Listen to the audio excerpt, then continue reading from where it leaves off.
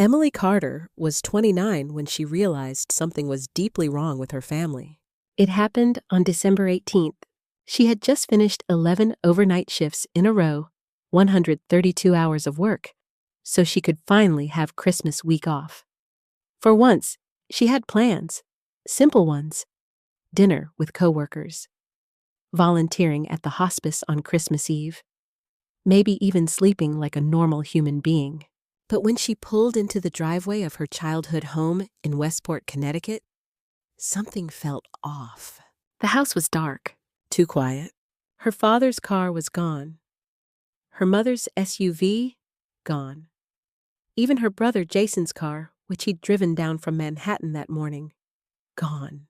Only one thing moved. Smoke curled slowly from the chimney. Emily stepped out of her car, the cold air biting through her jacket, and walked up to the front door. Inside, the house was silent, except for the soft crackle of the fireplace. And there, sitting in his old wooden rocking chair, was her grandfather, Henry Carter. Still, waiting. "Hi, Grandpa," she said. "Hi, Emily," he replied calmly. "You're home." She glanced around. "Where is everyone?"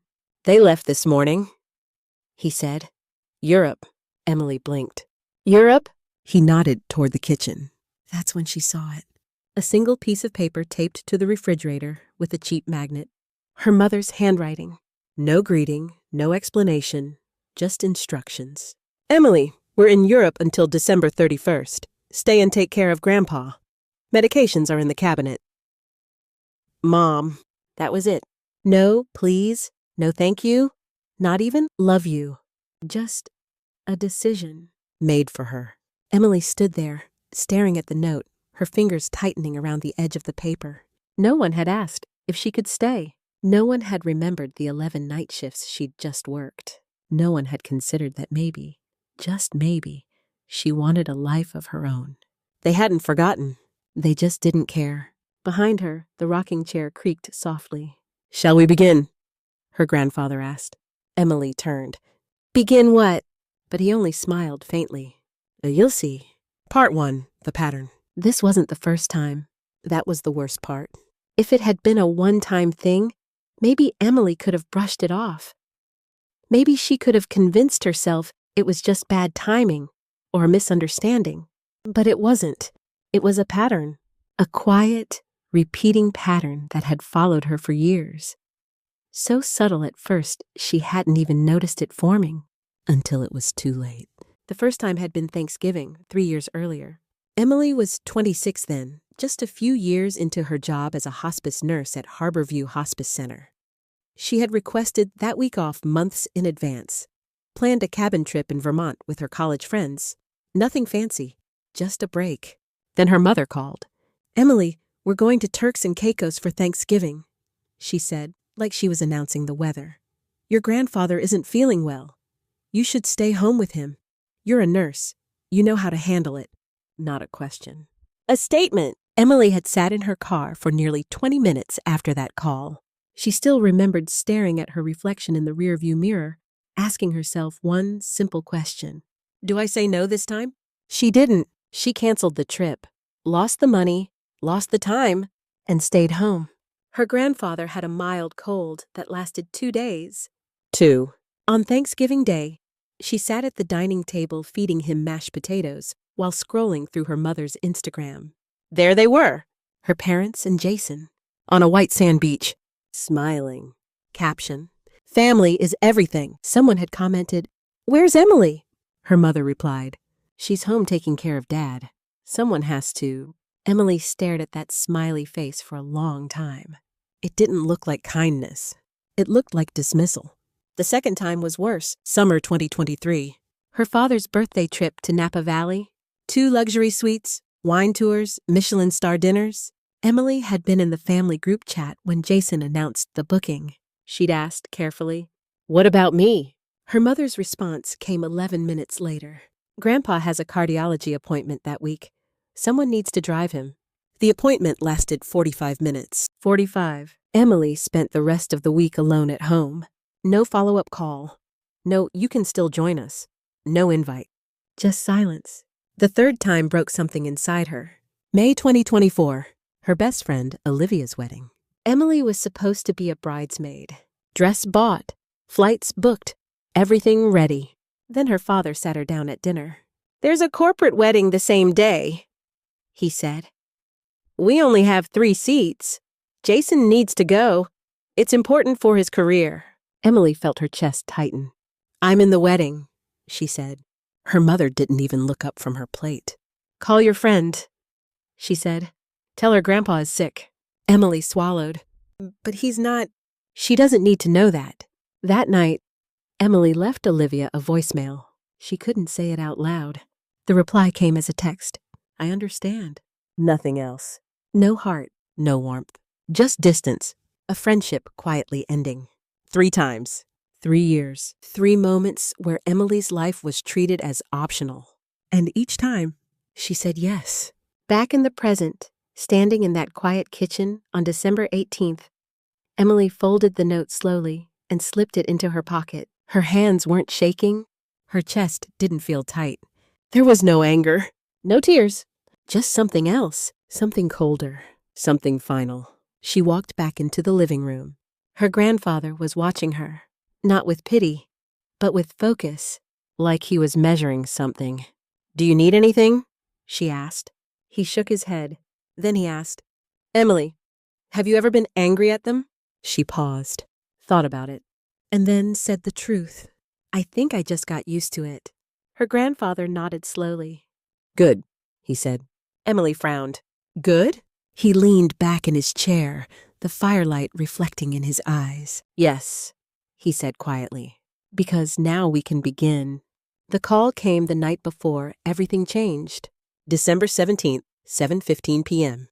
Emily was sitting in her car in the hospital parking lot, engine off, hands still resting on the steering wheel. She had just finished her 11th consecutive overnight shift. Her body felt hollow. Not tired in the normal sense, beyond that. Like something had been drained out of her and replaced with static. Her phone rang. "Mom." Emily stared at the screen for a moment before answering. "Hi, Mom." No greeting came back. "Emily," her mother said, flat and efficient. "Just letting you know, your father, Jason, and I are leaving for Europe tomorrow morning." Emily blinked slow. "Europe?" "Yes, Paris, Switzerland, Rome, Barcelona. 2 weeks." A pause. "We've already booked everything." Emily straightened slightly in her seat. "Wait, tomorrow?" "Yes," her mother continued, as if reading from a list. "You'll need to come home and stay with Grandpa. His medications are in the kitchen cabinet. There's a schedule taped inside." Emily's grip tightened on the steering wheel. "Mom, I requested this week off 3 months ago." Silence. Then, "You're a hospice nurse, Emily. Taking care of people is literally your job." The words landed without emotion, just logic, just justification. "That's my job at work," Emily said carefully. "I just worked 11 night shifts so I could have this week." "Grandpa is 81, her mother cut in. "He can't be alone." Another pause. "We're leaving at 6 a.m. Emily stared out through the windshield into the dark parking lot. A single streetlight flickered in the distance. "I have plans," she said quietly. Her mother didn't ask what they were, didn't ask if they mattered. "Cancel them," she said, just like that. No hesitation, no acknowledgement, just certainty. The call lasted exactly 1 minute and 38 seconds. Emily checked later, not a second longer. When the line went dead, she didn't call back. She didn't argue. She didn't cry. She just sat there. 18 minutes passed, then 19. She watched the condensation slowly form on the inside of the windshield, her breath fogging the glass. Her calendar app was still open on her phone, every square filled. 11 overnight shifts, back to back, all for this week. Christmas Eve, highlighted. Christmas Day, circled. A small note she had written weeks ago. "Finally rest." Emily let out a breath that felt heavier than it should have. Not anger, not sadness, something else. Something quieter. Resignation. She thought about calling her coworkers, canceling dinner, canceling everything. Again, she thought about saying no. Just once, just this time. But the thought didn't fully form. Because deep down, she already knew the answer. She had always known the answer. She started the engine, drove home, packed a small bag, and the next afternoon, December 18th, she got back in her car and drove to Westport, just like she always did. No one called to check if she made it safely. No one texted to say thank you. No one even asked if she was okay. Back in the present, standing in the living room, Emily felt the weight of that call settle somewhere deep inside her. Not sharp, not overwhelming, just permanent. Like something had quietly shifted into place. Her grandfather watched her from across the room. "You look tired," he said. "I am," she replied. He nodded once, as if confirming something to himself. "Good." Emily frowned slightly. "That's the second time you've said that." He didn't answer right away. Instead, he reached for the small table beside him and picked up a folded piece of paper. Older, worn at the edges. He held it for a moment, then set it back down. "You've been very patient," he said. Emily gave a small, humorless smile. "I didn't know I had a choice." "That's exactly it," he replied. His eyes met hers, steady, sharp. "You've been living like you didn't." The words hung in the air, uncomfortable. True. Emily looked away first. "I'm just doing what needs to be done," she said. "That's what you tell yourself," he said quietly. Silence filled the room again, broken only by the soft crackle of the fire. After a moment, Emily stood. "I should check your medications," she said. He nodded. "Tomorrow," he added, almost casually, "we'll start." Emily paused mid-step. Start what? This time, he didn't smile. His voice was calm, certain. "Changing things." Upstairs, in her childhood bedroom, Emily sat on the edge of her bed. Everything was exactly the same. The same bookshelf, the same old posters, like time had stopped. But something felt different now. Heavier, charged. That's when she saw it. A white envelope, placed neatly on her desk. Her name written across the front in careful handwriting. Emily. Below it, smaller. Open December 24th. Emily picked it up. It felt light, but important. Like it held something she wasn't ready for yet. She set it back down. Didn't open it. Didn't even try. Instead, she lay back on the bed and stared at the ceiling. Her body exhausted. Her mind awake. Downstairs, the rocking chair creaked softly again. Slow. Steady. Waiting. For the first time in years, something was about to change. And somehow, her grandfather already knew exactly how it would end. Emily woke up at 6:30 a.m. on December 19th. Her body hadn't adjusted yet. After 11 straight night shifts, her internal clock was still upside down. She'd only slept 4 hours, maybe less. But something pulled her out of bed. Not urgency, not obligation. Something quieter. Routine. The house was cold when she stepped into the hallway. Not physically. The heating was on. But emotionally. Still. Quiet. Like the walls themselves were holding their breath. She walked downstairs, expecting to find her grandfather still asleep. Instead, he was already in the kitchen, standing at the counter, taking apart the toaster. "Grandpa?" Emily said, blinking. He didn't turn around. "Morning," he replied, calm as ever. It was 6:32 a.m. Tools were spread neatly across the counter. Small screwdriver, pliers, a strip of electrical tape. The toaster, an old stainless steel 4-slot model, was in pieces. "But what are you doing?" she asked. "Fixing it." Emily stepped closer, crossing her arms. "I thought it was broken." "It is," he said. "That's why I'm fixing it." She almost smiled. "What's wrong with it?" Contact spring came loose. He adjusted something inside with careful precision. Hands steady despite his age. "Your father said he'd replace it," Emily said. Her grandfather let out a quiet hum. "Why replace something that still works?" Emily leaned against the counter, watching him. There was something intentional about the way he worked. Slow, methodical, like every movement meant something beyond the task itself. At 7 a.m., she shifted back into her role. Routine. Check medications. 6 pills? Metformin, lisinopril, atorvastatin. She read each label carefully, even though she already knew the schedule from memory. She checked his glucose level. Normal. Blood pressure, 128/82. Also normal. She wrote everything down in a small notebook she'd brought from work. Time, dosage, vitals. Every detail. You write everything, her grandfather observed. It's habit, Emily said.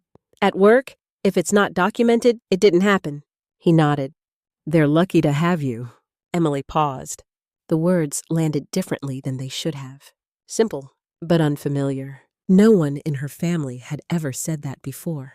She turned away, pretending to focus on the coffee. It's just my job, she said. No, he replied. It's not. They ate breakfast at the kitchen table. Scrambled eggs, toast, black coffee. Nothing fancy, but quiet in a way that didn't feel empty. After a few minutes, her grandfather spoke again. Why did you choose hospice? Emily looked up. The question caught her off guard. No one had ever asked her that. Not her parents, not Jason, not even most of her friends. She set down her fork. Because people need someone there, she said slowly.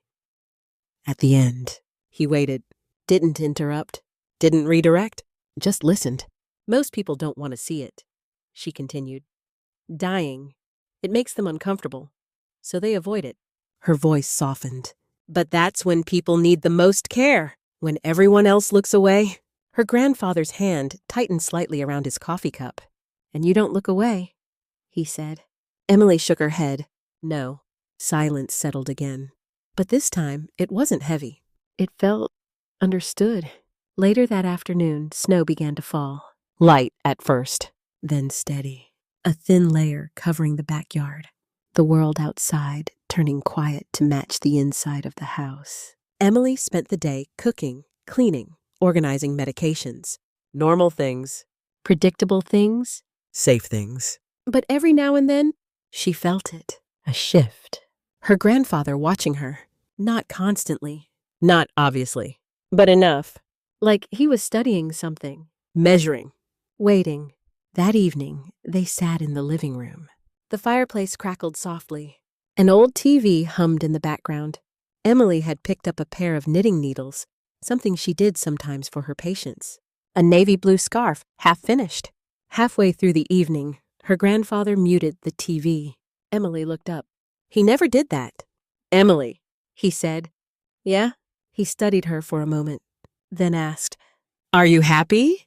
The question hit harder than she expected. Not because it was complicated, but because it wasn't. She stared down at the yarn in her hands. The unfinished scarf, the pattern repeating over and over. I don't know, she said finally. The words felt strange, honest, but incomplete. Her grandfather nodded slowly. Being used to something, he said, doesn't mean it's right. Emily didn't respond. She couldn't, because part of her already knew. He was right. After a moment, he reached for the remote and turned the volume back on. The moment passed, but not really. As Emily headed upstairs later that night, her eyes drifted to the desk. The envelope, still there, waiting. Open December 24th. She stopped for a second, just long enough to feel the weight of it again. Then she turned off the light and climbed into bed. Downstairs, the rocking chair creaked softly. Back and forth. Back and forth.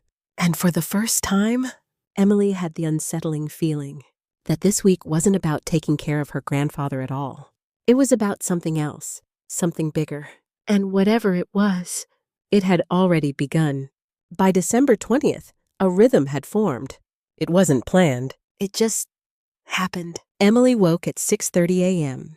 Her grandfather was always already awake, sitting in his chair, reading the newspaper like he had nowhere else to be and all the time in the world to get there. She prepared his medications, checked his glucose, blood pressure, 126/80. She wrote everything down, every time, every detail. Breakfast followed. Eggs, toast, coffee. Same as the day before. Predictable. Controlled. But something underneath it all had changed. Emily could feel it. Not in what they were doing, but in how they were doing it. Her grandfather was watching her. Not constantly, not in a way that felt intrusive, but deliberately, like he was paying attention in a way no one ever had before. "Tell me about your patients," he said that morning, without looking up from his paper. Emily hesitated. Most people don't want to hear about that. "I do." She studied him for a second, trying to decide if he meant it. He did. "They're all different," she said finally. "Different stories, different families." She paused. "Some of them have people who stay, sit with them, talk to them. And some don't?" he asked. Emily shook her head. "Some die alone." The words hung in the air. Simple, but heavy. Her grandfather folded his newspaper slowly and set it aside. "And you sit with them?" he said. It wasn't a question. "Yes, even when no one else does." Emily nodded. Silence followed, but not the uncomfortable kind. The kind that lets something settle. "You think that matters?" he asked. Emily frowned slightly. "What do you mean?" "To them," he said. At the end. She didn't hesitate this time. "Yes." Her voice was steady, certain. "It matters more than anything." Her grandfather leaned back in his chair, his expression unreadable for a moment.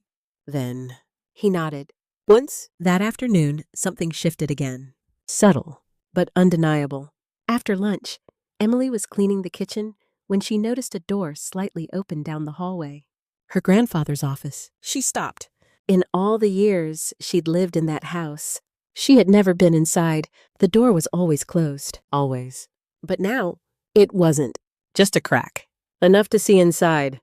Emily stepped closer. Slowly, carefully. From where she stood, she could see part of the desk.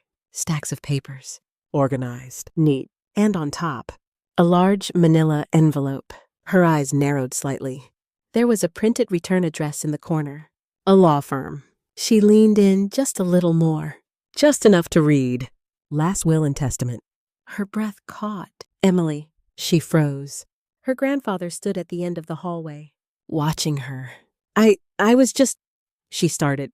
"No need," he said calmly. "I keep that room the way I like it." She stepped back immediately. "Sorry?" He walked past her without urgency, without anger. But there was something in his tone. Not warning. Not disapproval. Intention. Like he wanted her to see it. Just enough. Not enough to understand, but enough to start asking questions. That evening, Emily couldn't stop thinking about it. The envelope. The words. Last will and testament.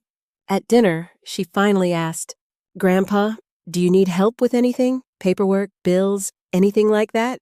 He looked up from his plate, studied her, then shook his head. "No." A pause. "I have everything in order." "For what?" she asked before she could stop herself. A faint smile touched his lips. "You'll see." That was all he said. Later that night, they sat in the living room again. Same chairs, same fire, same quiet. But Emily wasn't as calm this time. Her mind kept circling back. The office, the envelope, the way he had looked at her. Like he was setting something in motion. Halfway through the evening, he spoke again. "December 24th, he said. Emily looked up. "What about it?" "That's when you opened the envelope." She swallowed slightly. "The one in my room." He nodded. "What's in it?" He didn't answer right away. Instead, he reached for his coffee. Took a slow sip, then set the cup down. "Answers?" he said. Emily held his gaze, trying to read him. "And questions?" he added. A small pause. "After that," he continued, "you can ask me anything." Something in her chest tightened. "Not fear." "Not exactly." "Anticipation. What happens after that?" she asked quietly. This time, he didn't smile.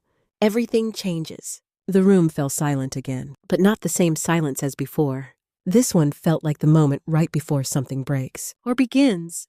Upstairs, Emily sat on the edge of her bed, the envelope in her hands. She traced her name lightly with her thumb. Emily, her grandfather's handwriting. Careful. Intentional. She could open it now. He wasn't watching. No one would know. But she didn't, because somehow she understood. This wasn't something to rush. This was something he had planned. And whatever was inside, it was meant to change everything. Emily placed the envelope back on the desk, turned off the light, and lay in the dark, waiting for December 24th. For answers. For whatever came next. Because deep down, she knew one thing for certain now. Her grandfather hadn't left that door open by accident. And this week was never about Christmas. Emily woke before sunrise on December 24th. No alarm, no noise, just awake. The house was still, completely silent. Even the usual creak of the rocking chair downstairs hadn't started yet. She sat up slowly, her eyes drifting to the desk.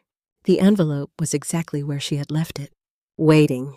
For a moment, she didn't move, just stared at it. Her heart beat steady, but heavier than usual. This was it. 6 days. 6 days of quiet conversations, careful observation, unanswered questions, all leading to this. Emily swung her legs over the side of the bed and walked toward the desk. Each step felt deliberate, measured. She picked up the envelope. It was lighter than she expected, but somehow it felt heavier than anything she'd held in years. Her name stared back at her. Emily. She slid her finger under the flap, paused, then opened it. Inside, a check. She blinked, pulled it out slowly. $5,000, payable to Emily Carter, signed by her grandfather. Her breath caught slightly, not because of the amount, but because of what it meant. Beneath the check, a folded letter. Emily sat down on the edge of the bed, unfolded it carefully. The handwriting was familiar. Steady, deliberate. Emily, if you're reading this, it means it's December 24th, and you've been here for 6 days. I've been watching you. She swallowed. Her eyes moved faster now. Not just this week. For years, her chest tightened. Thanksgiving, Napa? The wedding. Every time they left you behind. Every time you said yes. Emily exhaled slowly. Her fingers tightened around the paper. I needed to be sure. Not about them. About you. She blinked. I needed to know who you were when no one was watching. When there was no reward. No recognition. No reason to stay. Her vision blurred slightly. And now I know. A tear slipped down her cheek before she realized it. You didn't take care of me because you had to. You did it because that's who you are. Emily pressed her lips together, trying to steady herself. You showed up. Every time. Without being asked. Without being thanked. Her breathing slowed, but her chest felt full. Too full. This check is a gift. Not for your work, but for your character. Her eyes dropped to the number again. $5,000. But somehow, it didn't feel like money. It felt like something else. Recognition. She kept reading. But that's not why I asked you to open this today. Emily's heart skipped. There's something you need to know before December 26th. Her grip tightened again. I am not a poor man, Emily. She frowned. I have money. A lot of it. Her pulse quickened. More than your father knows. More than your mother knows. More than anyone knows. She sat up straighter. And I'm leaving most of it to you. The room went still. Emily stared at the page, not blinking, not moving. For a second, her brain didn't process it. Then it hit hard. What? She whispered. Her voice barely made a sound. She read the line again. Most of it to you. Her heart pounded now. Fast. Unsteady. She flipped to the second page. Hands shaking. Not because you're my granddaughter. Her breath caught. But because you're the only one in this family who understands what it means to care for someone without expecting anything in return. Tears came faster now. Not loud. Not overwhelming. Just release. Like something that had been building for years had finally cracked open. They will be angry. They will not understand. Emily let out a shaky breath. But this isn't about them. Her chest rose and fell unevenly. This is about you finally being seen. She closed her eyes for a second. Because that was it. That was the part that hurt the most. Not the money. Not the inheritance. Being seen after all this time. On December 26th, my lawyer will come to the house. He will explain everything. Emily wiped her face with the back of her hand. And one more thing. She steadied herself, forced her eyes to focus. I'm not just giving you money. A pause in the writing. Like he had taken his time here. I'm giving you a choice. Emily's breath slowed. A choice you've never had before. Silence filled the room. Her hands lowered slightly. The letter resting in her lap. For the first time in years, she didn't feel invisible. She didn't feel small. She didn't feel like an afterthought. She felt important. Downstairs, the rocking chair creaked. Slow, steady, waiting. Emily folded the letter carefully, held it close for a second longer than necessary, then stood. This time, when she walked toward the door, she wasn't just taking care of her grandfather anymore. She was stepping into something else, something bigger. And for the first time, she had no idea what would happen next. But she knew one thing. Everything was about to change. The cars pulled into the driveway at 11:18 p.m. on December 31st. Emily heard them before she saw them. The low hum of engines, doors slamming, wheels dragging over pavement, voices, loud, tired, impatient. She stood at the kitchen sink, hands submerged in warm water, rinsing the last plate from dinner. Behind her, the house felt the same. Quiet, steady, unchanged. But outside, everything was different. Her family was back. The front door opened. Cold air rushed in. "Dad?" Her mother's voice called out. "We're home!"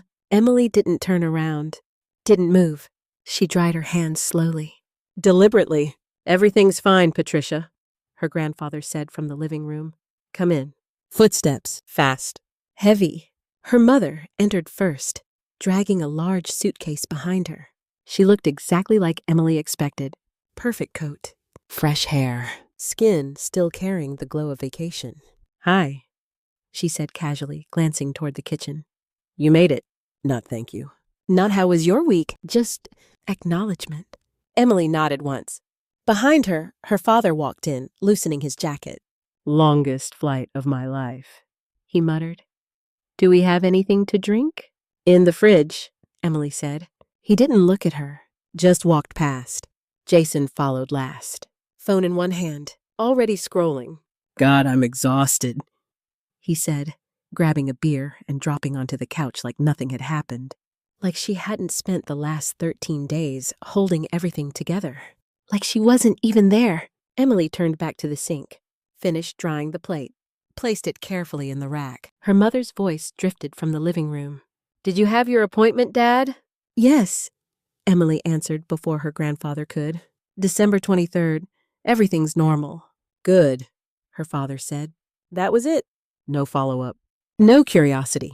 No recognition. Just good. Emily stood there for a second longer than necessary, waiting for something, anything. But nothing came. She wiped her hands on a towel, turned, and walked out of the kitchen. As she passed the living room, she caught a glimpse of them. Her mother leaning back comfortably, her father opening another drink, Jason laughing quietly at something on his phone. Relaxed, at ease, like they had just returned from a normal trip, like nothing had been asked of anyone, like nothing had been taken. Emily kept walking, up the stairs, step by step. Behind her, the house filled with their voices again, loud, casual, familiar, but it didn't feel like home anymore. Not to her. Upstairs, she closed the door to her room softly. Not angry, not forceful, just done. She sat on the edge of her bed, her eyes drifting to the desk. The envelope was gone now, but its weight wasn't. She reached into her hoodie pocket, pulled out the folded letter. Read the same line again. "I'm giving you a choice." Her fingers tightened slightly. For the first time, she understood what that meant. Not just money, power. Downstairs, laughter broke out suddenly. Jason's voice, her father's, her mother's. The same rhythm they'd always had. The same dynamic. Unchanged. Emily closed her eyes for a moment, because now she could see it clearly. Nothing about them had shifted. Not after years, not after everything. And most importantly, not after this. A knock echoed faintly downstairs. "Tomorrow," her grandfather's voice carried up. 10 a.m. Everyone needs to be here. "Who is it?" her mother asked. "A lawyer." Silence. Then a light laugh. "Oh, Dad," she said. "If this is about paperwork, it can wait." "It can't," he replied. Something in his tone changed. Firm. "Final. You be here." The conversation ended there. Upstairs, Emily stared at the wall, her heartbeat steady. Calm. Not nervous. Not uncertain. Ready? Because she knew something they didn't. Tomorrow wasn't just a meeting. It was a line. And once it was crossed, nothing would ever go back to the way it was. Downstairs, the house slowly settled again. But this time, the quiet wasn't empty. It was waiting. And for the first time in her life, Emily wasn't the one being left behind. She was the one holding what came next. At 9:52 a.m., the doorbell rang. 8 minutes early. Emily was already downstairs, sitting quietly in the living room, her hands resting calmly in her lap. Across from her, her mother and father sat on the couch, dressed casually, relaxed. Jason leaned back in a chair, scrolling on his phone, half interested, half bored. No one looked concerned. No one looked worried. To them, this was routine. Paperwork. Formalities. Nothing more. Emily said nothing, because she knew better. She stood and walked to the door, opened it. "Good morning," the man said. Late 50s. Sharp suit. Confident posture. "You must be Emily." She nodded. "I'm Daniel Brooks," he said, extending his hand. "Your grandfather's attorney." His handshake was firm. Professional. "Come in," she said. He stepped inside, scanning the room once, noticing everything. He greeted her grandfather with quiet respect, then turned to the others. "Mr. and Mrs. Carter, Jason." Her father stood up. "Good to meet you," he said. "So, what's this about?" Mr. Brooks didn't answer immediately. Instead, he set his briefcase on the table, opened it. Inside, folders, documents, order. "Let's begin," he said calmly. Her grandfather nodded once. Jason smirked slightly. "Is this really necessary?" he said. "We're family." Her grandfather's voice cut through the room. Sharp, cold. "Sit down and listen." The smirk disappeared. Jason sat. Silence filled the room. Mr. Brooks opened the first folder. "Before we proceed," he said, "I want to clarify that Mr. Henry Carter has been evaluated by 2 independent physicians." He glanced at each of them. "He is of sound mind." A shift. Small, but noticeable. Emily's mother straightened slightly. "No one's questioning that," she said quickly. "Good," Mr. Brooks replied. He turned a page. "As of December 1st, 2024. A pause. "Mr. Carter's total estate is valued at approximately $20 million. Silence. "Complete. Absolute." Jason blinked. What?" Her father laughed once. "Short." "Confused?" $20 million? He said. "That's not—" "It is," Mr. Brooks said calmly. Emily's mother's hand froze midair, her coffee cup trembling slightly. "Dad," she whispered. "You have that much?" Her grandfather didn't move, didn't react. "Continue," he said. Mr. Brooks nodded. "The estate will be distributed as follows." Emily felt her heartbeat slow, not faster, slower. Controlled. To Emily Carter. A pause. $15.2 million. The room broke. "What?" Jason shot up from his chair. Her mother gasped. Her father stepped forward. "This is a mistake," he said sharply. "That can't be right." Mr. Brooks didn't react. "It is correct." Jason turned toward Emily. "You knew about this?" he snapped. Emily didn't answer. "Didn't need to." "Continue," her grandfather said again. Mr. Brooks turned the page. "To charitable organizations, $3 million. Another pause. "To Richard Carter, Linda Carter, and Jason Carter." Silence. 0. This time, the silence didn't last. It exploded. "This is insane!" Jason shouted. Her mother's voice cracked. "Dad, you can't do this." Her father's face turned red. "This is manipulation," he said, pointing at Emily. "She's been here for 2 weeks. What did she say to you?" Emily didn't move, didn't react, because this was exactly what her grandfather had predicted. "Sit down," Mr. Brooks said firmly.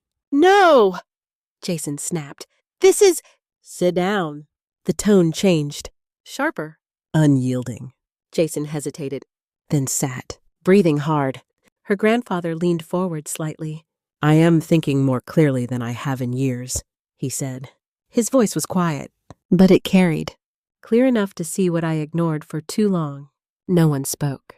No one interrupted. Because now they were listening. Mr. Brooks opened another folder. There is a condition, he said. All eyes turned to him. If Richard, Linda, and Jason complete specific requirements within 1 year, a pause. Emily Carter has full authority to allocate up to $500,000 to each of them. Her father frowned. What does that mean? Mr. Brooks met his eyes. It means she decides. The room shifted again. But this time, it wasn't shock. It was something else. Realization. Emily felt it settle into place. Quiet. Certain. Unavoidable. For the first time in her life, they weren't in control. She was. Her mother turned toward her slowly, reaching for her hand. Emily, sweetheart, she said softly. You'll fix this, right? Emily pulled her hand back. Calm. Steady. I haven't decided yet. And just like that, everything changed. The first message came at 2:03 p.m. Emily had barely left the house when her phone buzzed. Mom. Emily, please come back. We need to talk. She didn't reply. At 2:47 p.m., Mom.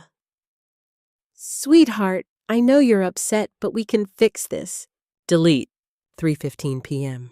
Jason, this is insane. Call me. Delete. 4:22 p.m. Dad, your grandfather is not thinking clearly. We need to handle this. Delete. By evening, 17 texts from her mother, 12 from her father, 23 from Jason. Emily read none of them twice. By 6 p.m., she blocked all 3, not out of anger, out of clarity. For the first time in her life, she didn't feel pulled back, didn't feel guilty, didn't feel responsible. She felt free. But the story didn't end there, because now the test had begun. February 1st, 2025. Jason was the first to act. Emily didn't hear it from him. Of course not. She heard it from a coworker. Hey, her coworker said casually over coffee. Is your brother volunteering at Riverside? Emily froze for a second. Yeah. The coworker continued. 4 hours a week. He looks miserable. Emily nodded slowly. Of course he did. She checked later. Public volunteer logs. Jason Carter. February 1st, 9 a.m. to 1 p.m. 4 hours. Exactly. No more, no less. February 5th, her mother started volunteering at a hospice center across town.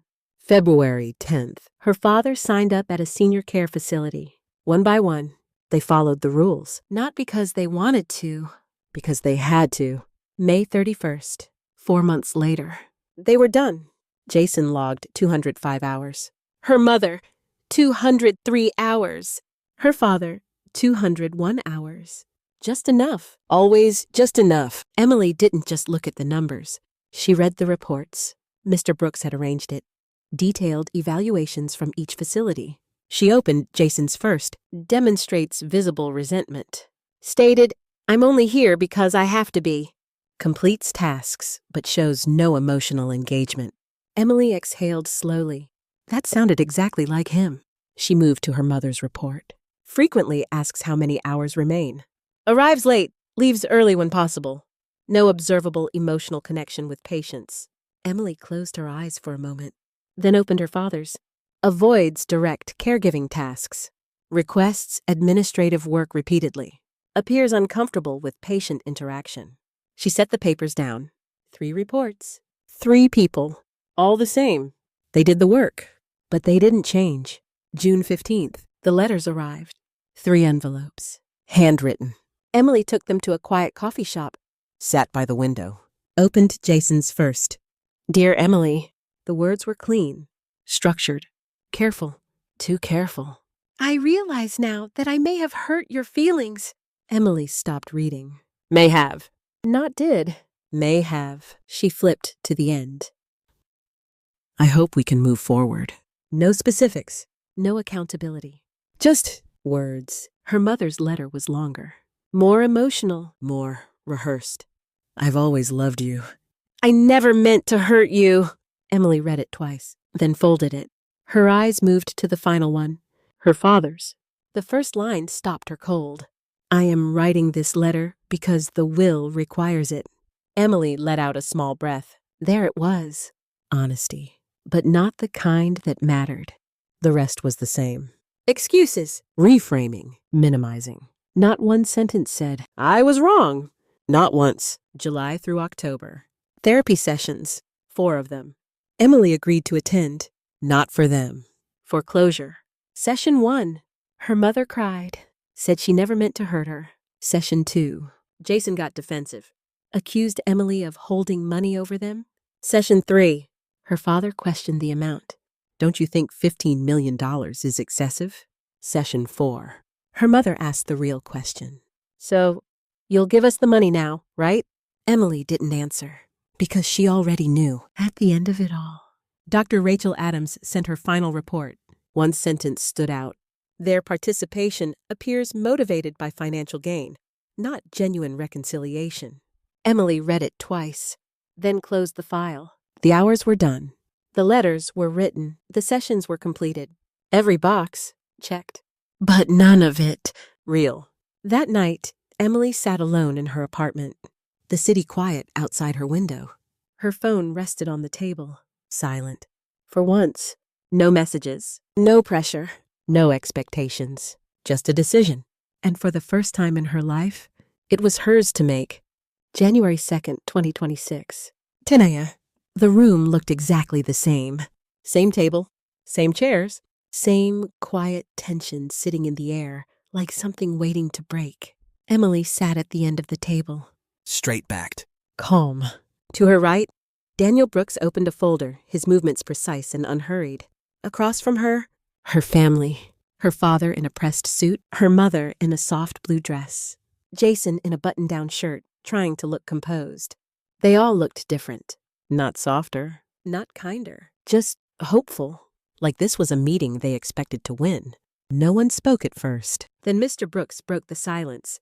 Emily has reviewed all submitted materials, he said evenly. 3 sets of eyes snapped toward her. Volunteer logs, written statements, and therapy reports. A pause. She is ready to make her decision. Her mother's fingers tightened around the edge of the table. Jason leaned forward slightly. Her father's jaw clenched. Emily reached into her bag, pulled out a single sheet of paper, set it gently on the table. No drama, no hesitation, just finality. Her father picked it up first. His eyes scanned the page, and then everything drained from his face. What? He whispered. Her mother leaned closer. Jason stood halfway up from his chair. What does it say? He demanded. Her father didn't answer. He didn't need to, because Emily already knew. Allocation decision, she said quietly, her voice steady. Richard Carter, 0. Her mother inhaled sharply. Linda Carter, 0. Tears welled instantly. Jason Carter, 0. Silence for 1 second. 2. Then, you can't do this. Jason's voice exploded across the room. We did everything, he snapped, slamming his hand on the table. Everything the will said. Emily didn't flinch. You completed the requirements, she said. Her tone didn't rise, didn't shake. But you didn't change. Her mother's voice cracked. Emily, sweetheart, please. Emily looked at her, really looked at her. And for the first time, she didn't see authority, didn't see pressure. She saw someone asking. Not commanding. Do you know what your letter said? Emily asked softly. Her mother froze. You said you were sorry if I felt hurt. A pause. That's not an apology. Her father leaned forward. This is about wording, he said sharply. We did the work. We showed up. That should count for something. Emily met his eyes. It does, she said. A small pause. It shows me exactly why you did it. Jason let out a bitter laugh. Oh, come on, don't act like you're better than us now. Emily didn't react, because she wasn't trying to be better. She was just done. You logged 200 hours, she continued. Exactly 200. Jason's jaw tightened. Because that's what was required. Exactly, Emily said. Her voice didn't change. You didn't stay longer. You didn't care more. You didn't learn anything. Silence. You just finished the task. Her father shook his head. This is unbelievable. Emily stood slowly, not to intimidate, not to dominate, just to leave. For 10 years, she said, her voice still calm, you gave me the minimum. No one spoke. You gave me the smallest amount of attention, respect, and consideration possible. Her mother's tears fell freely now. So I'm giving you exactly what you gave me. A pause. Nothing. The word landed heavier than anything else. Jason slammed his chair back. This is insane, he shouted. We're your family. Emily turned toward the door, stopped, then looked back at them. For the last time.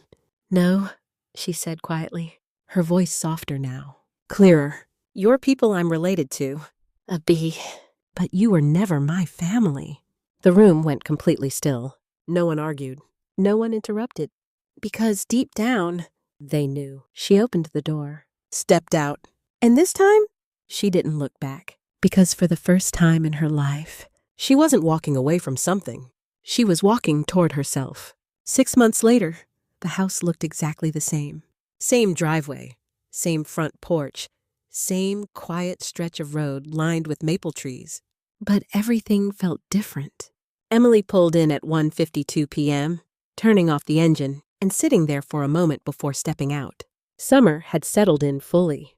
Warm air, bright light, leaves thick and green. She reached over to the passenger seat and picked up a small bouquet of white chrysanthemums. Her grandfather's favorite. When she stepped inside, the house greeted her with the same soft stillness she remembered from Christmas. No tension, no noise, just calm. Her grandfather was exactly where she expected him to be, in his rocking chair. By the window. Hi, Grandpa, she said. He looked up and smiled. Right on time. She walked over, set the flowers in a vase, and sat across from him. How are you feeling? Old, he said. But good. Emily smiled slightly. That's a good combination. They sat in comfortable silence for a moment. Not empty. Not awkward. Just shared. I brought something, Emily said after a minute. She reached into her bag and pulled out her phone. Scrolled, turned the screen toward him. My new place. A photo of a bright, simple condo. Hardwood floors. Large windows. A small balcony overlooking a quiet park. I bought it outright, she added. No mortgage. He studied the picture. Nodded. It suits you. It's enough, she said. That word again. Enough. Not too much. Not too little. Just right. I'm still working, she added. He looked up. 2 shifts a week. Hospice. Why? He asked gently. Emily shrugged slightly. Because it matters. A small pause. And because it's still me, he smiled. Good. She scrolled again. Another photo. This is Ethan, a man in scrubs standing beside her outside a hospital. Both of them smiling. Relaxed. Real. He's an ICU nurse, she said. We met in April. Her grandfather raised an eyebrow slightly. And? Emily laughed softly. He didn't care about the money. A pause. He cared about who I am. Her grandfather leaned back in his chair, satisfied. That's rare, he said. I know. They sat quietly again, the late afternoon sun stretching across the floor. After a moment, Emily spoke again. I made my decision in January. I know, he said. She looked at him. I gave them nothing. A small pause. Do you regret it? He asked. Emily thought about it. Not quickly. Not defensively. Carefully. No, she said. Her voice was calm. Certain. I don't hate them. Another pause. I just don't need them. Her grandfather nodded slowly. That's the difference. Emily leaned back slightly. Exhaled. For years, she had thought letting go would feel like loss. But it didn't. It felt like space, freedom, peace. I also wanted to show you something else, she said. She reached into her bag and pulled out a folder. Inside, 3 letters. Scholarship recipients. The Emily Carter Caregiver Fund had already begun. She handed them over. He read each one slowly, carefully. A single mother becoming a nurse, a former EMT choosing hospice care, a new graduate inspired by loss. When he finished, he set the letters down. They're going to change lives, he said. I hope so. He looked at her again, longer this time. then asked, "Are you happy?" The same question, but this time it didn't feel heavy. Emily smiled. Not forced. Not uncertain. Real. "Yeah," she said. A small pause. "I am." Her grandfather reached out and took her hand, his grip lighter now, but still steady. "I see it," he said. They sat there together in silence. Outside, a bird called from the trees, the air warm and still. At 5:30, Emily stood. "I should go." He walked her to the door, slowly, but without help. "Next Sunday?" he asked. "Always." He hugged her. Not long. Not dramatic. Just enough. "Thank you," he said quietly. "For what?" "For choosing yourself." Emily didn't answer. She didn't need to. She stepped outside, the sunlight catching her face as she walked to her car. Her phone buzzed. A message from Ethan. "Dinner at my place?" Emily smiled. "On my way." She got in the car, started the engine. At the red light down the street, she caught her reflection in the mirror. For a second, she barely recognized herself. Not because she looked different, but because she felt different. Lighter. Stronger. Whole. The version of her that had spent years saying yes, even when it cost her everything, was gone. In her place was someone who understood something simple. You can't make people value you. You can't earn respect from people who don't see you. And you can't build a life around people who only show up when they need something. But you can leave. And sometimes, that's the most powerful choice you'll ever make. The light turned green. Emily drove forward. And this time, she didn't look back.